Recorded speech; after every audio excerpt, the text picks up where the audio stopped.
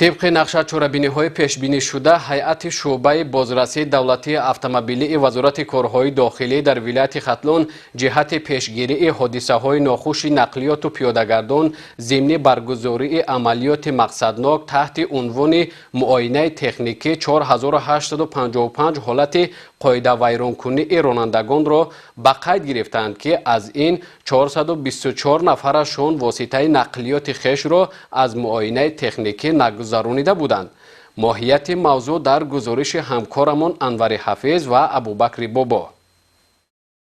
برگزاری عملیات معاینه تکنیکی اقدام نوبتی و سریع هیئت کارمندان شعبه بازرسی دولتی اتومبیلی ریاست وزارت کارهای داخلی در ولایت ختلون بوده، هرچند ناظران راه جهت پیشگیری حادثه‌های ناخوش نقلیاتی با برگزاری عملیات‌های مقصدناک و وسعت کارهای تبلیغاتی کاربری می‌نمایند، متاسفانه هنوز هم در این سمت از جانب برخی از شهروندان بی‌اعتنایی ظاهر می‌گردد. تنها دوام 10 روز برگزاری عملیات مذکور، کارمندان شعبه بازرسی دولتی اتومبیلی ریاست وزارت کارهای داخلی در ولایت ختلون 4855 حالت قاعده ویرانکنی رانندگان را در حدود راه‌های شهر و ناحیه‌های ولایت به قید گرفتند که از این شماره 424 حالت قاعده ویرانکنی به معاینه تکنیکی علاقه‌مند بود. جریان برگزاری عملیات معاینه تکنیکی ناظران راه در پستگاه و خطسیرهای پترولی و در منطقه‌های پیش‌بینی شده قرار گرفته، ضمن نظارت حالت حرکت واسطه‌های نقلیات را با نظرداشت کمبودی‌های جای داشته به قید گرفته،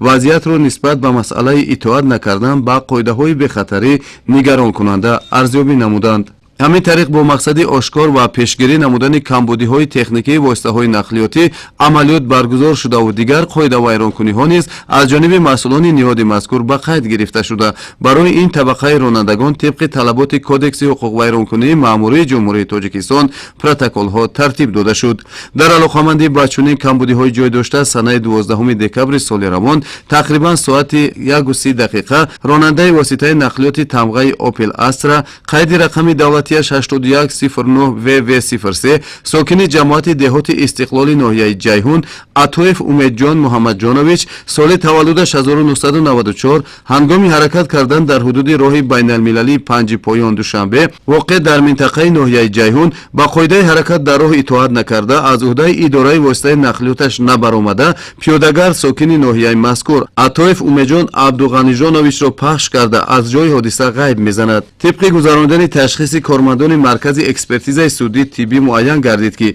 پیاده‌گر ضرر جسمانی دیده با برداشتن آسیب سر و ستون مهره در بیمارخانه بستری گردیده است. با نظرداشت صادر کردن چنین جنایت نسبت راننده عطوف امیدجان محمد جانویچ در اساس طلبات کدکس حقوق ویرانکنی مأموری جمهوری تاجیکستان پرونده ترتیب داده شده از جانب مسئولین نهاد دخلدار تفتیشات ادامه دارد. راننده عطوف امیدجان محمد جانویچ با اظهار پشیمانی چنین سخنرانی کرد. گرفتن خرافت خونه خودم به خودم خلاصه باورم بسیار نو کارمنده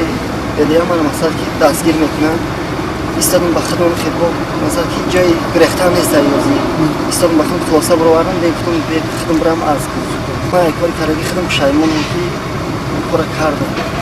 همین طریق ضمن تشکیل چنین نقشه چورابینی‌های مقصدناک هیئت کارمندان شعبه بازرسی دولتی اتومبیلی ریاست وزارت کارهای داخلی در ولایت ختلون دوام 11 ماه سال روان معین نمودند که 74.2% قاعده ویرانکنی رانندگان با سبب از معاینه تکنیکی سری وقت نگذرانیدن واسطه نقلیاتشان میباشد. با نظرداشت مرکبی وضع حرکت واسطه‌های نقلیات من بعد نیز از جانب کارمندان شعبه بازرسی دولتی اتومبیلی ریاست وزارت کارهای داخلی در ولایت ختلون برگزاری عملیات و کارهای تبلیغاتی در سطح لازمه ادامه خواهد یافت.